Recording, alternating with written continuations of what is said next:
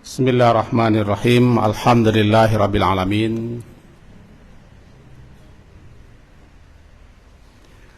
Wa bihi nasta'in ala umurid dunya waddin. Asyhadu la ilaha illallah wa asyhadu anna Muhammadan abduhu wa rasuluh. Allahumma shalli ala Muhammad wa ala ali Muhammad. Mari kita awali kajian kita atau ta'lim kita pada malam hari ini dengan membaca Bismillahirrahmanirrahim. Kelanjutan pelajaran kita di mana pada hari Sabtu yang lalu kita telah memahami firman Allah Ta'ala surat An-Naba, surat yang ke-78, awal juz Amma, halaman 582, yaitu amma yatasa'alun sampai kepada thumma kalla saya'lamun, yang keringkasannya adalah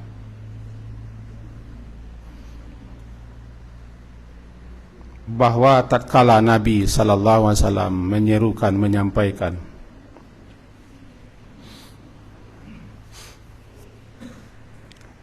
kepada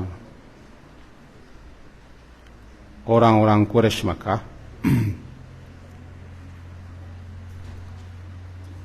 bahwa setelah hidup ini mati, dan setelah mati hidup lagi.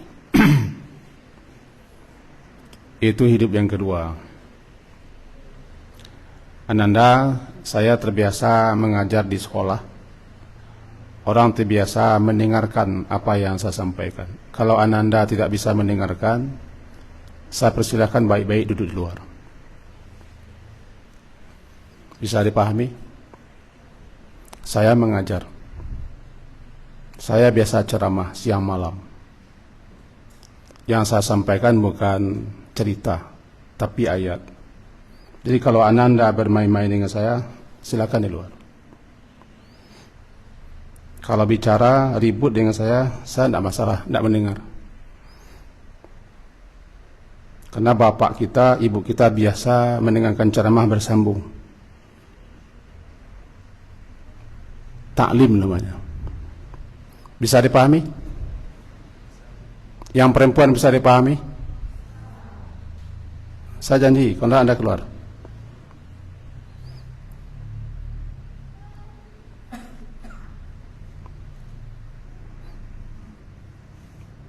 Sebab yang akan kita baca ayat, bukan cerita, bukan dongeng, bukan pantun, bukan sembah menyembah ayat.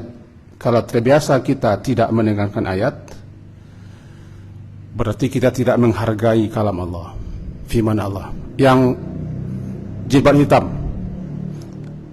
Kalau tidak, keluar. Saya tidak peduli siapa Anda.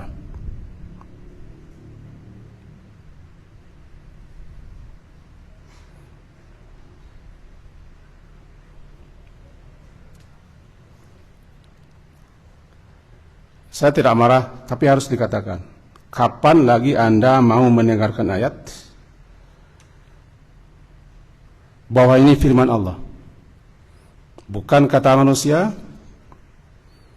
isinya bukan dongeng, bukan novel, bukan roman.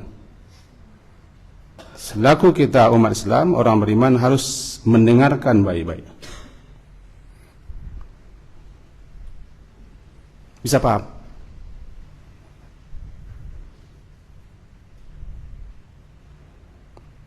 Mari kita lanjutkan keringkasannya. Keringkasan kajian kita yang lalu, tatkala Nabi sallallahu alaihi wasallam menyampaikan kepada kaum Quraisy, kafirin musyrikin Makkah, setentangan setelah hidup mati, setelah mati hidup kembali, mereka heboh, ribut.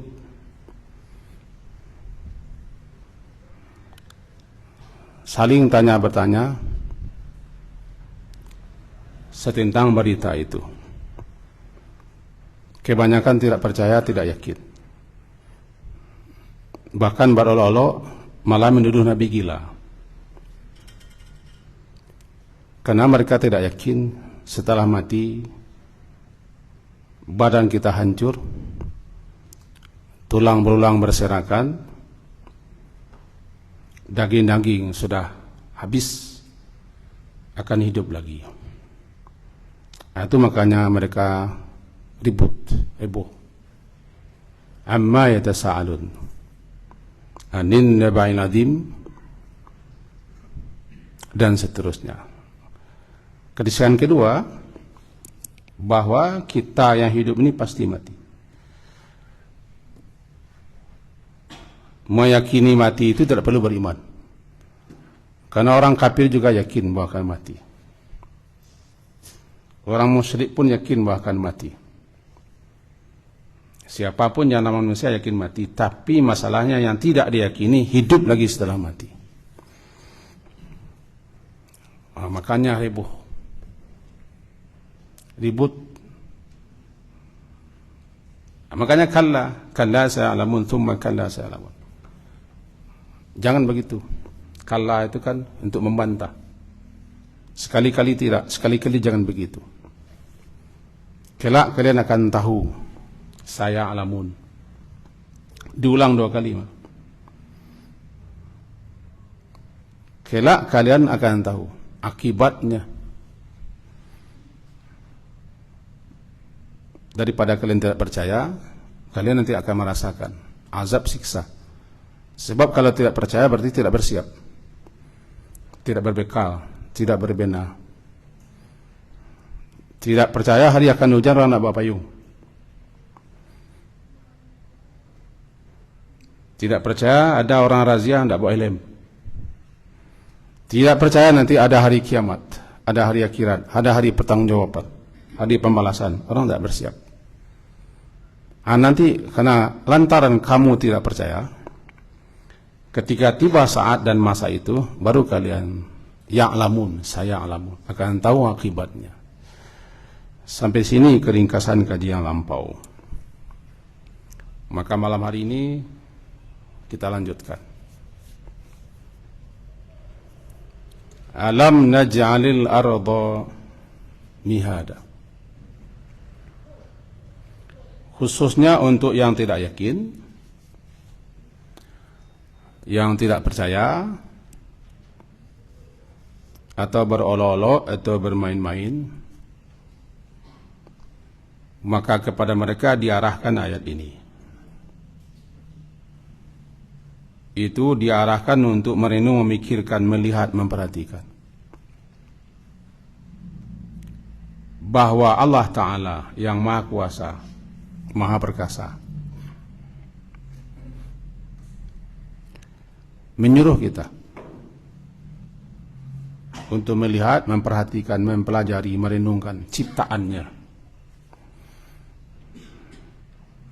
yang ada di alam ini.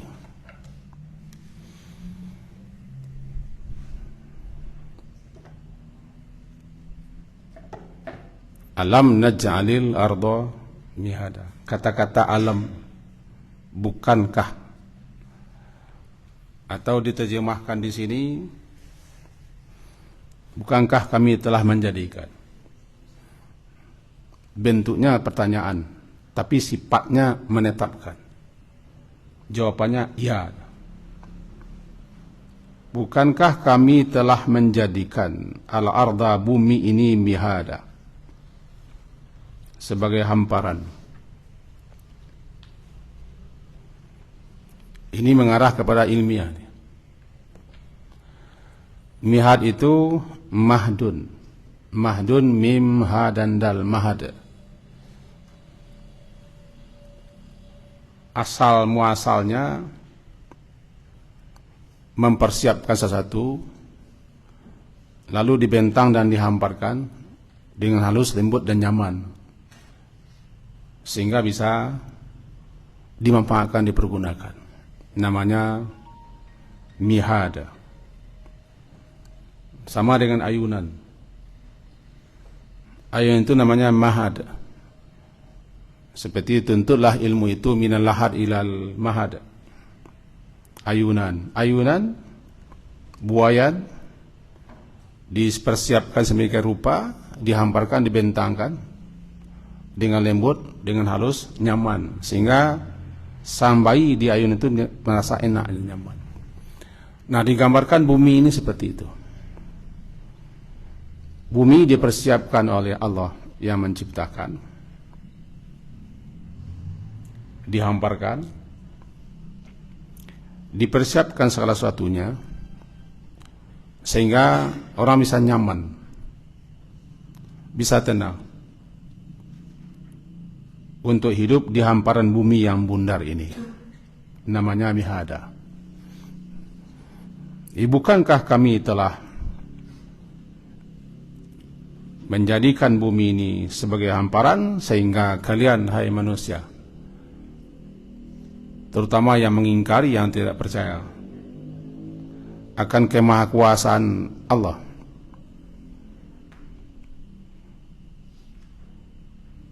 untuk menghidupkan yang sudah mati. Coba tengoklah bumi ini dengan segala macam isinya. Semuanya Dia yang menjadikan. Yang menjadikan ini semua berkuasa pula. Gampang dan mudah baginya menghidupkan yang sudah mati. Itu pertama. Banyak di bumi ini tanda-tanda kekuasaan Allah, kemahaperkasaan Allah, kemahaesaan Allah bagi orang yang suka menyelidiki. Wa fil ardi ayatun. Di bumi ini terdapat tanda-tanda kebesaran Allah. Wal jibal autada. Dan bukan pulakah kami jadikan jibal. Jibal kata jamak daripada jabal. Jabal adalah gunung yang kokoh. Berarti jibal gunung-gunung. Autad, watad. Watad itu pasak yang kokoh, atau paku besar sebagai pasak, namanya watad. Kata jamaknya autad. Dalam ilmu sastra Arab namanya baligh ini, tasbihnya baligh. Artinya apa? Bukankah kami telah menjadikan gunung-gunung itu sebagaikan pasak-pasak bumi, pancang-pancang bumi.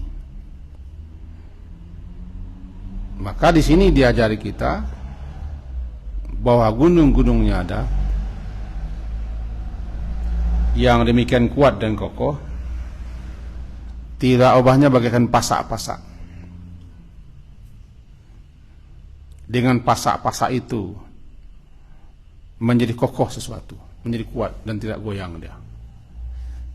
Itulah gunung. Dan gunung Allah jadikan bermacam-macam bentuk rupa, termasuk warna. Bahkan ada gunung yang berwarna-warna di Cina. Disyaratkan dalam surat Fatir nanti. Hai para pengingkar, wahai yang tidak percaya, yang tidak yakin bahwa kalian akan dihidupkan setelah mati, tidak yakin bahwa Allah berkuasa untuk menghidupkan lagi, cobalah perhatikan gunung-gunung yang kami jadikan bagaikan pasak-pasak bumi. Begitu menakjubkan, mempesona, sekaligus menghambat angin, dan berbagai macam fungsi manfaatnya bagi ahli tahu ini. Itu juga menunjukkan tentang Dia Maha Kuasa. Itu dua, bumi yang terpanjang, bumi gunung-gunung yang terpanjang kokoh, sehingga orang bilang gunung itu pasak bumi, sehingga kamu tidak goyang. Dengan adanya gunung, putaran bumi itu teratur. Nah, di antara gunung-gunung itu ada yang berapi, ada yang tidak.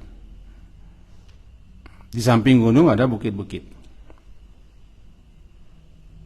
Itu yang kedua, agar kita memperhatikan, merenungkan, memikirkan, bahkan mengilmuinya. Yang ketiga, wa khalaqnakum azwaja. Dan khalaqa menciptakan. Kalau khalaqa menciptakan dari tidak ada menjadi ada. Nah kami. Dan telah menciptakan kami, kum itu kamu, kalian. Dan kami telah menciptakan kalian azwaja, berpasang-pasangan. Ada laki-laki, ada perempuan. Dalam ayat lain katakan wa fi anfusikum afala tubsirun.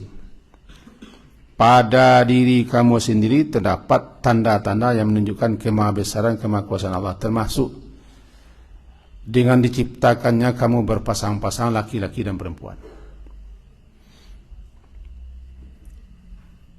Bahkan kita yang sudah sekolah, yang kuliah, dapat kita baca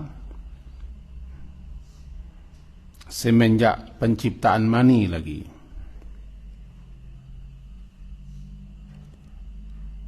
Lalu dari mani itu tercipta nutfah, terus berproses menjadi janin. Janin keluar menjadi manusia seperti kita. Lalu kita diciptakannya berpasang-pasangan, antara lain untuk saling kenal mengenal, dan terjadi pernikahan, lahir keturunan. Itu semua juga tanda. Tanda yang menunjukkan siapa dia. Mewujudkan kita, menciptakan kita dari tidak ada menjadi ada. Dulu pernah salah satu tokoh kafirin musyrikin Makkah yang sangat benci kepada Nabi, bahkan sering mengolok-olok, mengejek-ejek Nabi, sampai dia mencari tulang-tulang manusia yang sudah lama dikubur, dikumpulkannya, kemudian dibawanya ke hadapan Nabi. Lalu tulang belulang itu dihancur-hancurkannya hadapan Nabi, kemudian dihamburkannya ke atas. Katanya, "Man yuhyil izama wa hiya ramim." Siapa yang akan menghidupkan tulang-tulang ini yang sudah hancur ini? Maka diperintah Nabi mengatakan, "Kul." Katakan, yuhyiha, yang akan menghidupkannya lagi, alladzi, yang telah menciptakannya dulu. Maka diarahkan kita, bukankah kami telah menciptakan kamu dari tidak ada menjadi ada, berpasang-pasangan. Dulu tidak ada. Karena khalaqa itu maknanya mencipta sesuatu dari tidak ada menjadi ada.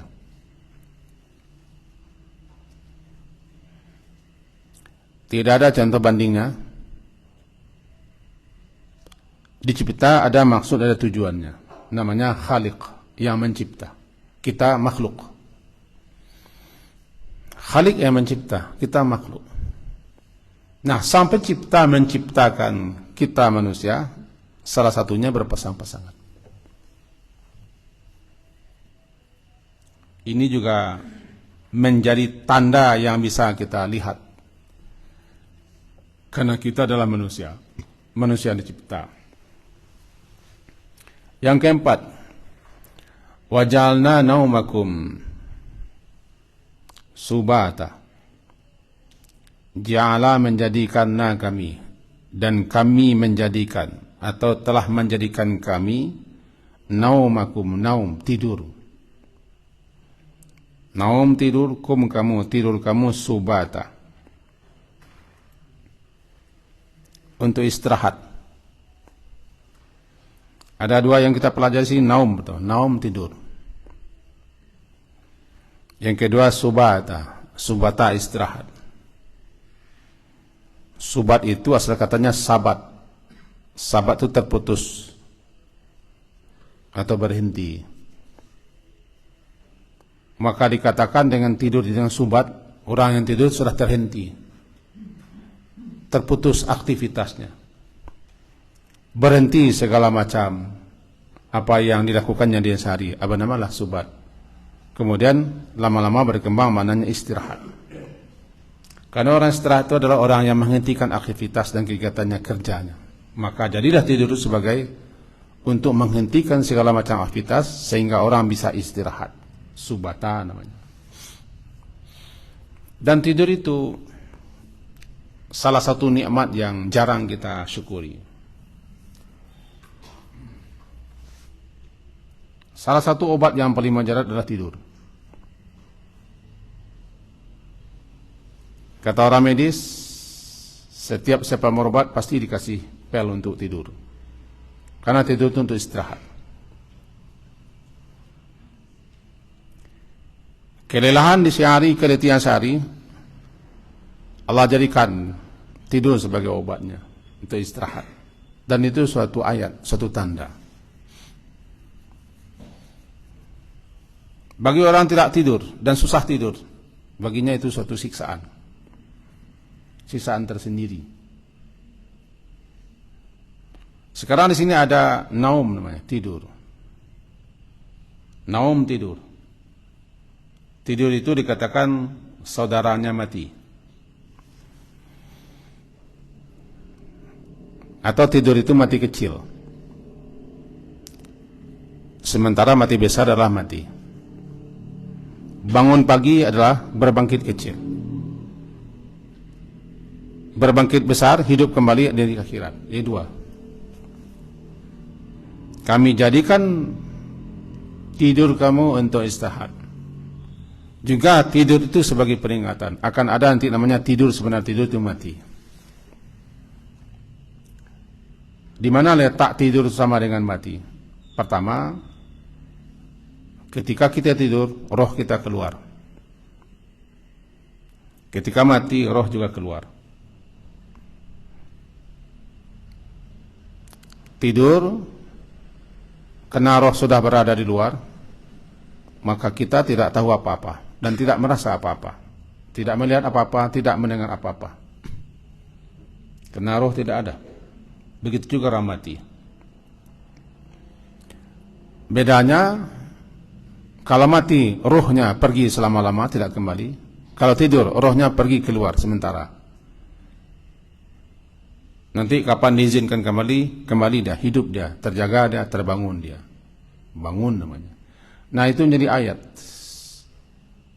Maka tidur di malam hari di samping istirahat juga menjadi tanda bahwa suatu saat nanti kelak tiba waktu, tiba ajalnya, kalian akan tidur panjang, namanya mati.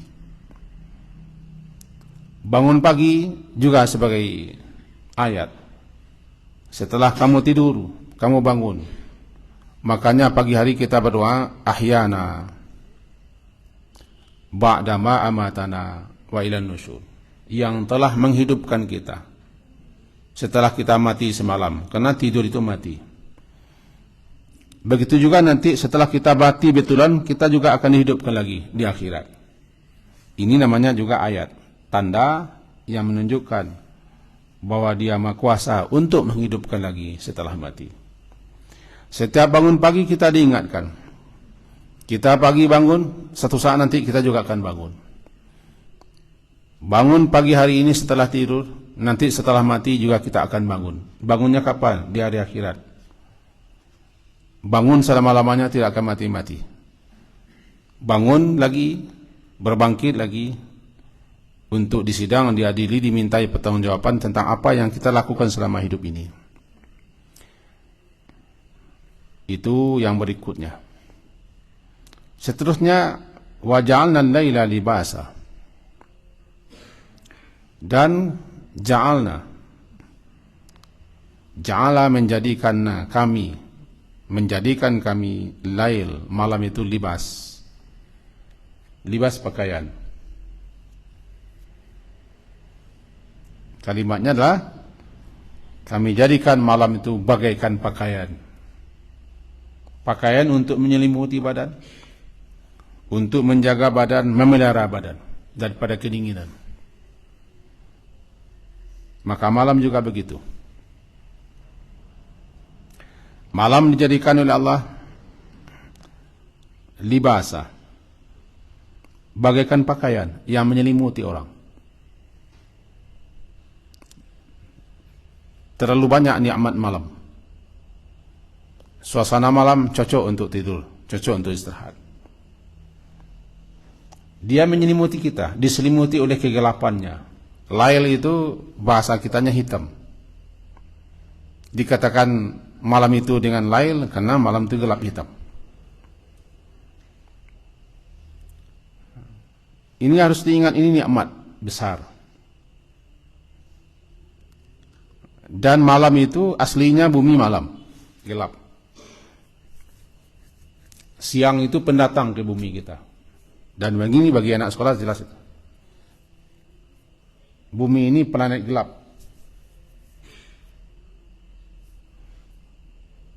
Siang yang datang disorot oleh cahaya matahari, mana yang disorot siang dia. Mana yang tidak sorot aslinya gelap. Sampai suatu saat nanti matahari itu tidak terbit lagi. Gelap selama-lamanya, kiamat namanya. Di sini disyaratkan di antara tanda-tanda yang menunjukkan kemahakuasaan, kemahabesaran dan kemahasan Allah.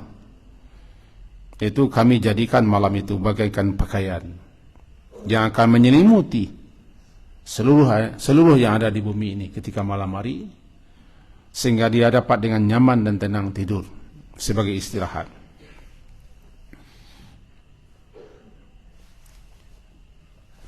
Wa ja'alna nahara ma'asha, dan ja'alna menjadikan kami an-nahar siang hari, lawannya malam, ma'asha. Ma'ash tempat mencari penghidupan. Siang spesial Allah ciptakan agar kita bisa bertebaran di muka bumi ini mencari penghidupan. Dan siang dijadikan oleh Allah untuk kita berkarya. Makanya di siang hari disuruh kita bukan untuk istirahat tapi untuk berkarya. Malam dijadikan untuk istirahat. Nah ini semua sampai ke 11, bahkan nanti sampai kepada ayat yang ke-16, tapi kita pelajari saja ayat sampai ke 11 dulu. Pertama, bumi terhampar. Yang kedua, jibal, gunung-gunung terpancang kokoh. Yang ketiga, kita manusia Allah ciptakan berpasang-pasangan. Yang keempat, tidur dijadikan istirahat. Yang kelima, malam bagaikan pakaian. Yang keenam, siang dijadikan mencari tempat penghidupan. Semuanya ini sebagai dalil, sebagai petunjuk, indikasi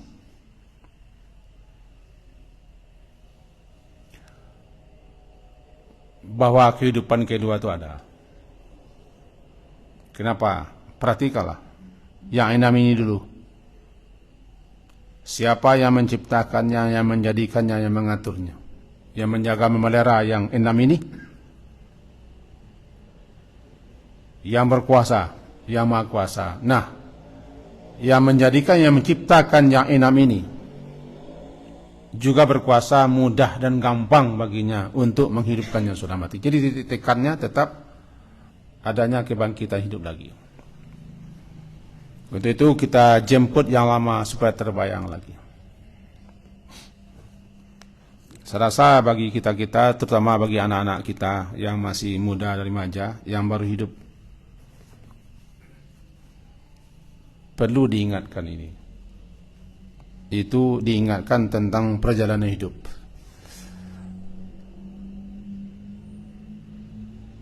Pertama,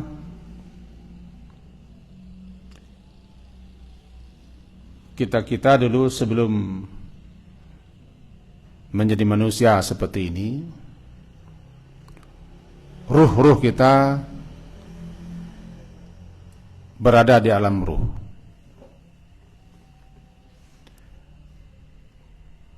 Kita hakikatnya yang ruh itu. Sebab kalau tidak ada ruh, tidak ada kita. Sama dengan lampu. Lampu yang sebenarnya adalah arus itu. Kalau tidak ada arus, tidak berfungsi lampu. Bola lampu itu adalah jasad, tubuh, rangka. Yang bersinar adalah arus. Begitu kita. Tanpa ruh, jasad tidak berguna. Bahkan busuk dia. Semua ruh-ruh kita, semua ruh-ruh manusia berada di alam ruh. Kemudian diciptakan jasad melalui proses sehingga terbentuklah janin dalam perut ibu kita masing-masing. Ketika janin itu berusia 4 bulan, lalu ruh yang berada di alam ruh diperintahkan malaikat untuk meniupkannya ke dalam janin yang berada di kandungan ibu. Maka ketika itu mulailah bergerak. Kalau kita anggap ini janin, maka ditiupkan ruh. Karena dia sudah punya ruh di usia 4 bulan, maka terjadilah kehidupan, namanya kehidupan rahim. Kehidupan dalam rahim, kehidupan dalam perut ibu. Ketika janin itu sudah umur 4 bulan, dia sudah hidup. Hidup dalam rahim yang sempit.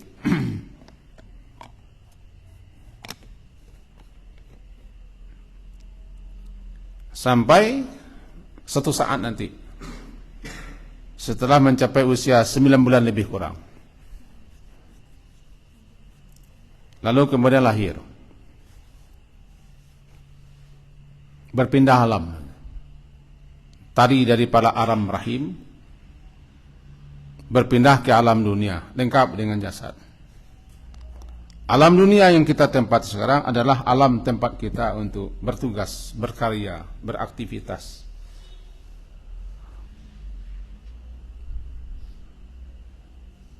Di alam dunia ini kita dikirim, ditempatkan di bumi yang Allah hamparkan itu. Bukankah kami telah jadikan bumi itu terhampar untuk kamu hidup? Dilengkapi dengan berbagai macam sarana yang dibutuhkan oleh kita manusia. Segala macam dijinakkan, ditundukkan untuk kita. Mengapa kita hidup? Kita hidup dihidupkan. Untuk apa? Kita dihidupkan agar kita mengabdi, taat, tunduk, patuh kepada pencipta kita. Itulah dia ibadah. Wa ma khalaqtul jinna wal insa illa liya'budun. Tidaklah kami ciptakan jin manusia melainkan untuk beribadah. Dalam artian luas, mengabdi, taat, tunduk, patuh dalam hidup ini, yang berpedoman kepada kitab yang kita baca sekarang ini. Orang yang tidak membaca kitab Al-Quran, atau adapun dia membaca tapi hanya membaca, tidak mempelajarinya, dia tidak mengerti hidup. Dia tidak paham mengapa dia dihidupkan, untuk apa dia hidup, apa yang mesti dilakukan dalam hidup. Karena kita hidup dunia ini bukan hidup saja, sekedar makan, minum,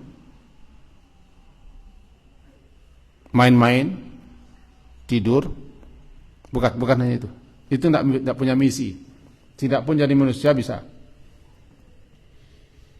Ada misi yang kita bawa untuk hidup ini. Kita kan diangkat oleh Allah jadi khalifah, penguasa bumi.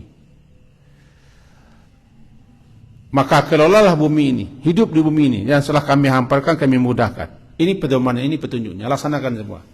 Nah, melaksanakan aturan pencipta Allah, namanya ibadah. Sampai sesaat nanti, kita meninggalkan pentas hidup ini. Mati bahasanya. Mati adalah ruh berangkat melanjutkan perjalanannya. Jasad, badan, raga, tubuh kita dikembalikan ke asalnya, tanah namanya. Kalau kita berangkat meninggalkan rahim, lahir, kita tinggalkan rahim.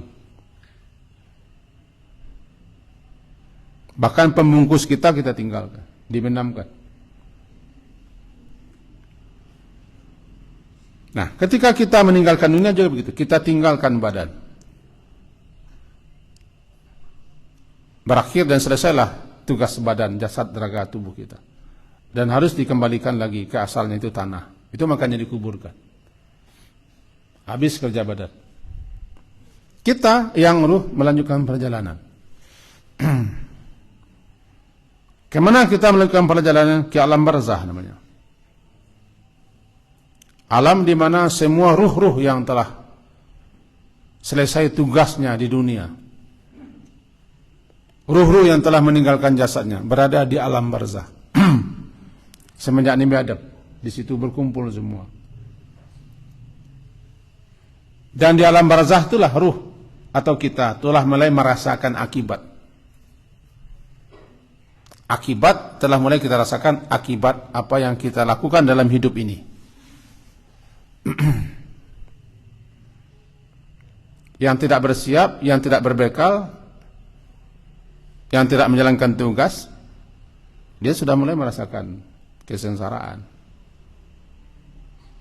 Malang nianlah orang yang tidak mengerti dia hidup. Karena nanti setelah mati dia akan mengalami kesengsaraan, karena dia tidak berbekal, tidak bersiap. Setelah di alam barzah, kiamat, dihabisi dunia. Kiamat, tiba kita nanti di alam akhirat, alam baru. Lalu yang maha kuasa yang telah menciptakan kita, yang telah menghamparkan bumi, menciptakan gunung-gunung, menjadikan kita berpasang-pasangan, menjadikan tidur sebagai istirahat, malam sebagai pakaian, siang untuk mencari kehidupan, akan membikinkan jasad baru lagi. Karena saat lama sudah habis. Dibikinkan jasad baru persis seperti sekarang. Umur berapa kita wafat, meninggal, bentuk siapa, seperti itu pula lagi. Lalu ruh yang berada di barzah diperintahkan masuk ke dalam jasad barunya. Terjadi kehidupan. Inilah namanya kehidupan yang kedua, yang tidak dipercayai, yang tidak diyakini oleh para pengingkar, para penentang, sampai mereka heboh. Yatasaalun, satu sama lain saling tanya bertanya tentang berita yang menghebohkan, anin naba'il azim, menghebohkan, membuat mereka hiruk pikuk, menolak. Ada yang ragu, ada yang sedikit percaya bahwa ada nanti namanya hidup setelah mati. Untuk itu, perhatikanlah bahwa yang Maha Kuasa menciptakan kita dari tidak ada menjadi ada. Dia juga Maha Kuasa untuk menciptakan jasa baru. Hidup lagi. Hidup lagi itu apa? Hidup lagi kita hidup lagi untuk mempertanggungjawabkan aktivitas kita selama hidup dunia.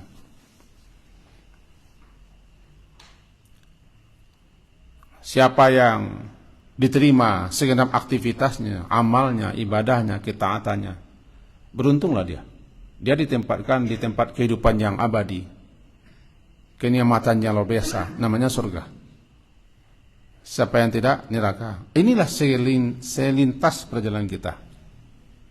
Inilah ayat yang kita baca. Bagi anak-anak kita yang muda-muda yang tidak tertangkap ini atau tidak pernah tahu ini, entah apalah yang ada di benak mereka hidup itu. Syukur-syukur kita dapat informasi, dapat penjelasan, dapat keterangan dari para guru-guru kita. Kita ini hidup untuk apa gitu? Kenapa kita hidup? Apa yang mesti kita lakukan dalam hidup ini? Setelah hidup ini berakhir bagaimana? Orang yang tidak tahu bahwa setelah hidup ini ada hidup lagi, dikatakannya mati itu habis segala-galanya. Dikatakannya mati itu berakhir segala sesuatu, tidak. Kenapa orang bunuh diri? Karena dia anggap dengan mati itu habis semua. Tidak. Bahkan kematian itu awal kebahagiaan abadi atau awal penderitaan panjang. Kalau kita kembalikan ke ayat ini, inilah yang menjadi hiruk pikuk kafir, engkar, bangkang, durhaka, tidak percaya, mengolok-olok, menuduh Nabi gila, menuduh Nabi tukang cerita, tukang karang-karang. Itu makanya saya minta di awal tadi, perhatikanlah. Walaupun kesal atau dongkol, saya paham. Saya sudah menjadi guru sejak tahun 89. Sudah lama saya jadi guru. Agak mengerti juga saya siapa yang dongkol, siapa yang kesal. Tapi harus disampaikan. Harus dijelaskan. Karena ini masalah keimanan. Ini masalah keyakinan. Ini masalah akidah. Dasar pertama yang diajarkan itu. Yang disuruhkan Nabi itu. Bahwa hidup ini bukan sekadar hidup. Hidup ini bukan hanya sekadar makan dan minum, tidur, bermain-main, bersenang-senang. Tidak jadi manusia pun bisa begitu. Kita lebih mulia daripada itu. Ada misinya. Ada maksud, ada tujuannya hidup ini. Nah, keringkasan akhir pelajaran kita malam hari ini, bahwa siapa saja yang menentang, yang tidak percaya, yang engkar, yang membantah adanya kehidupan yang kedua, kehidupan akhirat, tidak yakin dia. Kepada mereka diunjukkan ayat ini. Cobalah tengok, perhatikan, renungkan pikiran. Pikirkan yang ada di hadapanmu, yaitu bumi, yang kamu hidup di atas bumi. Gunung yang bisa kamu saksikan. Dan diri kamu sendiri yang berpasang-pasangan. Juga tidur. Juga malam dan siang yang diciptakan oleh Allah. Semuanya itu bukti tanda. Ada yang mengatur, ada yang berkuasa, ada yang mencipta. Itu pula nanti akan menghidupkan lagi, menciptakan kita lagi. Untuk apa? Untuk mempertanggungjawabkan apa yang kita lakukan dalam hidup ini. Akhirnya, sebelum ditutup, bagaimanapun juga saya harus minta maaf kepada Ananda tadi yang sempat saya agak keras, karena saya menganggap bahwa ayat yang dibaca itu harus kita hormati. Sedangkan mendengarkan konser orang atau orkestra, orang tenang. Mendengarkan paduan suara, orang tenang.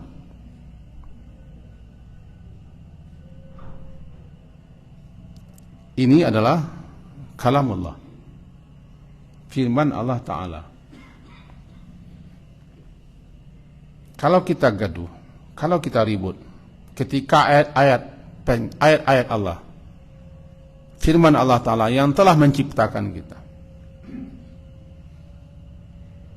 menciptakan alam semesta, berarti kita meremehkannya, melecehkannya. Perbandingan jadi. Sedangkan karya manusia saja ketika dikumandangkan kita diam. Contoh sajalah ketika lagu Indonesia Raya, itu kan karya manusia. Kita bisa diam. Kalau Anda menyaksikan nanti orkestra, itu gedung itu diam, tenang, menikmati harmoninya permainan musik. Kalau tidak kita yang menghormati ini, mendengarkannya, menyimaknya, bagaimana pula orang kafir akan mau menyimak? Anda bisa lihat, ada orang yang masuk Quran, masuk Islam, gara-gara mendengarkan bacaan ayat. Saya dapat kiriman dari teman di Inggris. Setiap pulang kerja dia pasti lewat di satu tempat, dia diam di situ. Rupanya ada orang memutar ayat di Inggris, ayat Quran. Diam dia, katanya sejuk nih, sejuk masuk. Berulang, setiap kali pulang kerja dia duduk dia mendengarkannya. Dia tidak tahu apa yang diputar orang, tidak tahu dia. Di sebuah masjid kecil di pojok jalan, kiranya ayat yang dibaca itu setiap waktu salat dibaca, terdengar keluar. Diam dia. Dia aneh, apa ini yang berputar? Kenapa sejuk mendengar? Kenapa tenang? Dia hentikannya, jalannya, berdiri dia lama, berulang-ulang. Akhirnya dia masuk Islam. Dia tidak mengerti. Makanya tadi saya sapa dengan agak keras, bahkan saya tunjuk. Kalau tidak terima, saya minta maaf. Tapi mudah-mudahan dengan cara begitu Anda tahu bahwa ini ayat jangan, jika diputar, jika dibacakan, cobalah untuk mendengarnya. Jangan bermain, jangan ketawa, jangan berolok. Tapi kalau ceramah, kelakar, cerita, dongeng, terserah kita lah. Mau ketawa, mau berolok, tidak akan berdosa kita. Paling-paling kita tidak menghargai orang yang berkata. Tapi kalau ayat Allah yang kita sepelekan seperti itu, di samping kita sombong, angkuh, kita juga berdosa. Tidak akan pernah masuk ayat itu ke dalam jiwa kita. Demikian yang saya sampaikan, semoga berfaedah untuk kita semua. Terima kasih atas perhatiannya. Mudah-mudahan bermanfaat sedikit atau banyaknya, amin. Diakhiri, subhanakallah hamdika asyhadu an la ilaha illa anta astaghfiruka wa atubu ilaik. Wassallallahu ala Muhammadin wa ala alihi washabihi ajmain. Alhamdulillah. Assalamualaikum warahmatullahi wabarakatuh.